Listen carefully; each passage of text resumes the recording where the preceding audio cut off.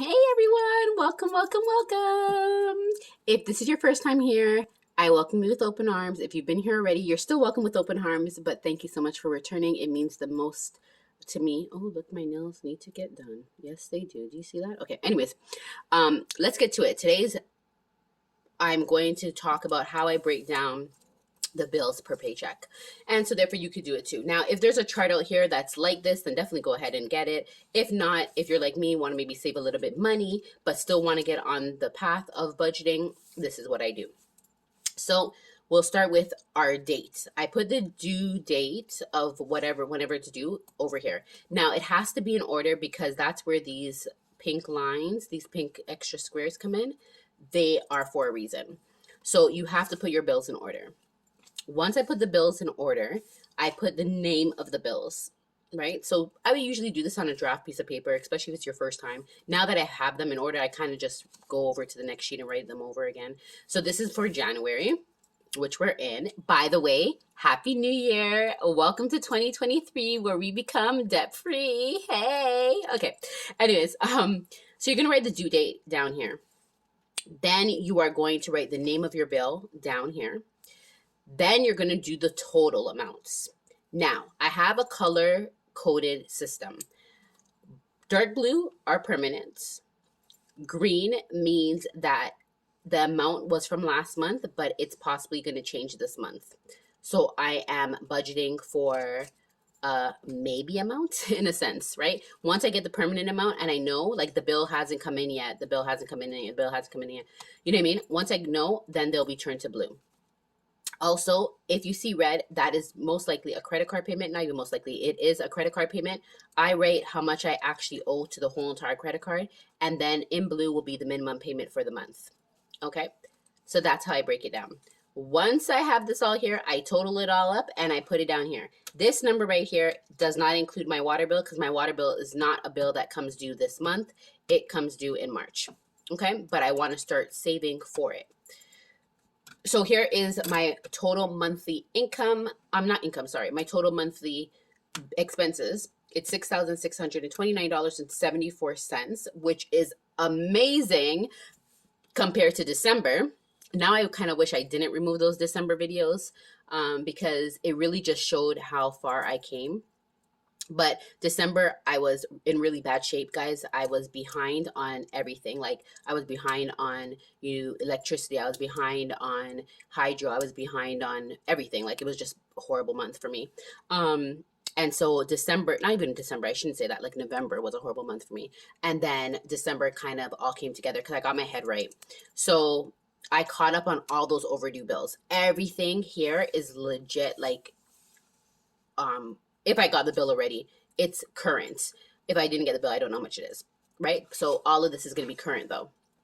So I'm really excited about that. I thank God for that so much. God, thank you so much for what you're putting us through. Thank you so much for showing us the insight that we need to become debt free.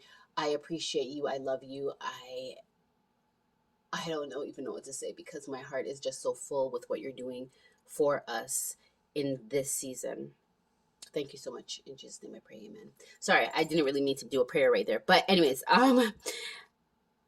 it all just came together. I literally paid overdue bills, paid those all up, got everything active, like current. I also saved $1,000 for my emergency fund, which is step one for Dave Ramsey. Amazing. And then we also still have money that we're coming over because we have these bills that I saved up in December to make sure we have the money for January to pay them. So good spot, good spot, good spot. But things are going to get tight in January because I'm going to be flipping. I don't even know to say flipping, but I'm stopping my seasonal income that I had coming in. And so therefore I'll be back to just the regular income. But I do have another thing that should be generating income. So we'll see how that works out. Anyways, so due date, bill amount, total amount. Okay.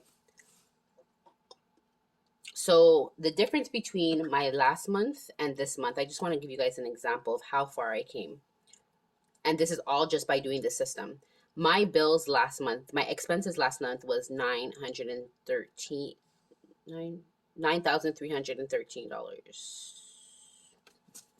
Let me be accurate. Sorry. 9/13/25. There we go. 9/3/13/25. So that was our expenses for December. We got them all paid. Yay! Come on, guys, dance with me. We got them all paid. Okay, and then this month we went down to 6,629.74. This is just approximate because these might be less, which means that I'll be less, but it could also be more. So the difference is $2,683.51. So we have a whole almost $3,000 difference. Thank you. Now let's do it again for February, right? Okay. So anyways, let me get to my head. So this is what you do. So you add them all up, you put the amount here. So you know what you're working with. Now, automatically, if you know what your income is, you automatically know, can I handle that? Can I not handle that? Am I in a situation where it's going to cause me heartache? Because remember, this is only monthly fixed bills. You still have your gas, your groceries, and any other bills that you may have. Okay? Or other expenses or whatever you want to call it, variables that you may have. Okay, so that's that. So then what I do is I go through and say, okay, when am I expecting my paychecks? So I put the days that I expect paychecks. So for January, I'm expecting 5. 1, 2, 3, 4, 5. So I've put the 5 days that I expect to receive money. And then I've also put the first day in the next month of when it is. Because that lets me know, can I, if needed, pay one of these, like get the money for one of these bills off of this paycheck in February. I don't really like to roll things over, but sometimes you just have to. For example, I've rolled over my rent to this first pay in January. $300 is what I need to put in it from this pay for my rent. Now, I don't have to do that though, because I wanted to only save $1,000 and I end up saving $1,392. Technically, I could take that $319 out of there and put it there and then just start fresh.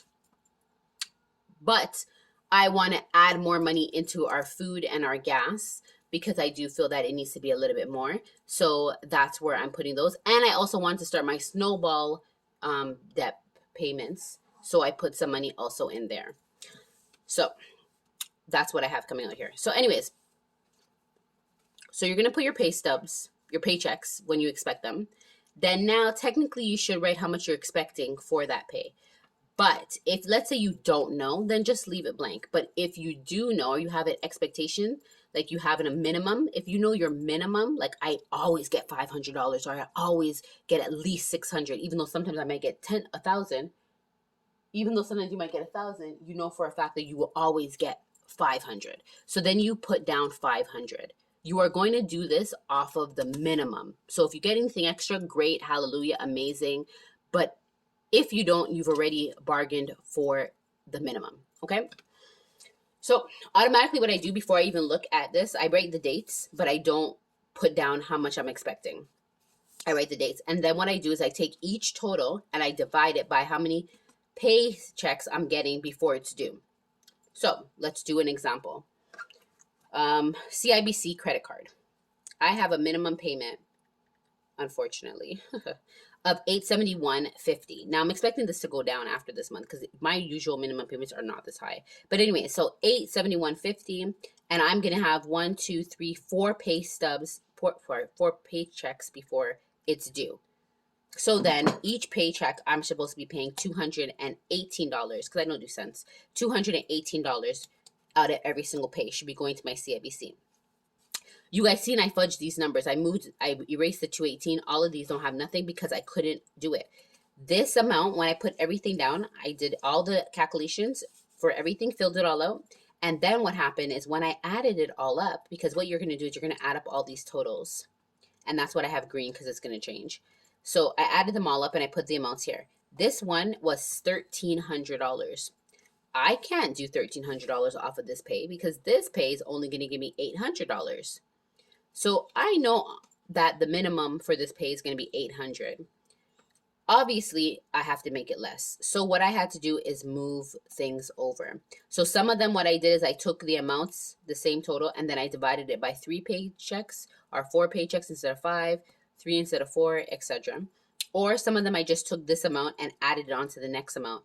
And then when I do that math, then if it doesn't add up, I'll have to, work the other numbers. So that's pretty much how we do it.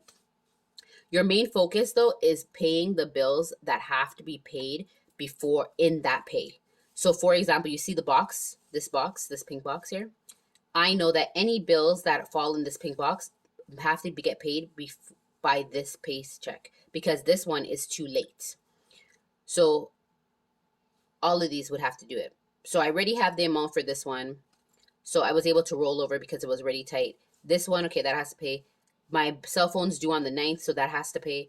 The PC Financial has to get its minimum payment. This one I put in orange because this is month to month, so I can say I'm skipping a month if I have to. I could put it late and pay it late. Like, it doesn't necessarily have to be paid within this, but I kind of want to be able to maintain paying them on time, so I've still left that in here.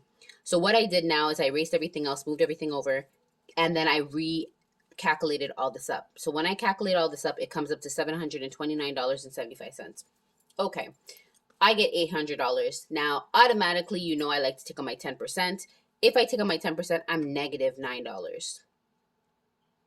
If I don't take on my 10%, I have $70.25 to then distribute to my snowball, my food, and my groceries.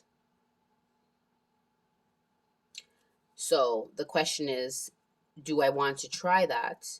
Or do I want to get rid of this 258 something here and put it over to another bill and then only work with these numbers and have more money left over, so then I can put more money towards my food and everything like that. So this is where your thinking comes in.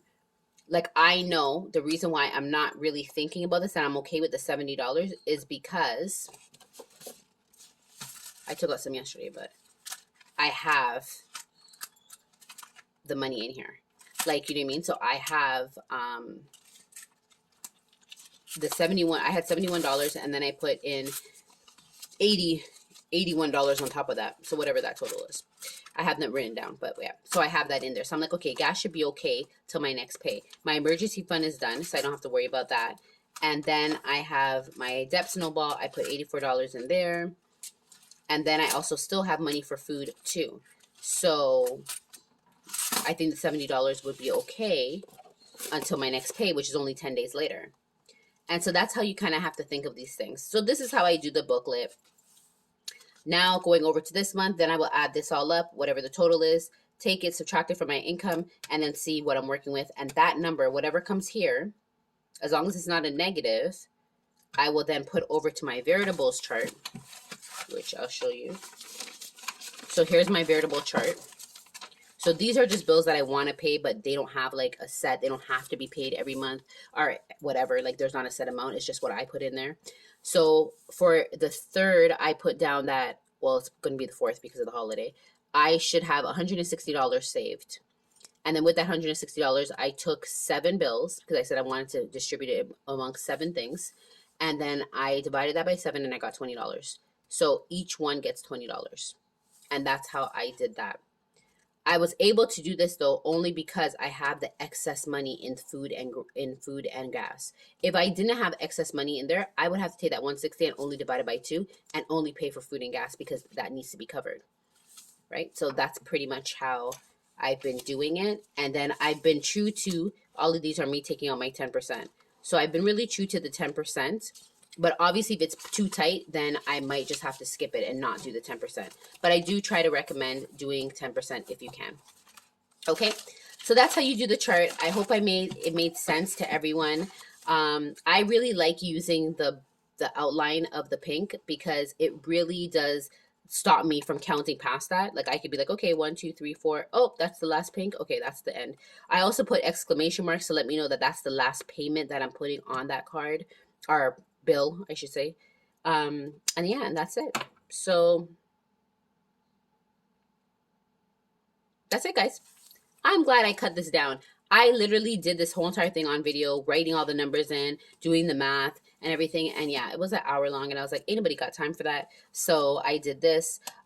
This car payment is automatic. It comes out of my pay automatically. So I put the 2 that it comes out. That's non-negotiable. It has to come out. This 72 will definitely be paid from this bill, so that's non-negotiable. That's why it's blue. So my non-negotiable payments that have to be paid from whatever bill is blue. Orange means I can play around with it. Green means I'm unsure, and the numbers definitely have to be verified or something. All right. If you have any questions, let me know in the comments below. If you like this video, please don't hesitate to give it a thumbs up. We do appreciate the likes. And also, we will appreciate anyone that's following us that wants to learn more about our journey as we go through 2023 becoming debt-free. Sayonara. Have a good night. Ciao.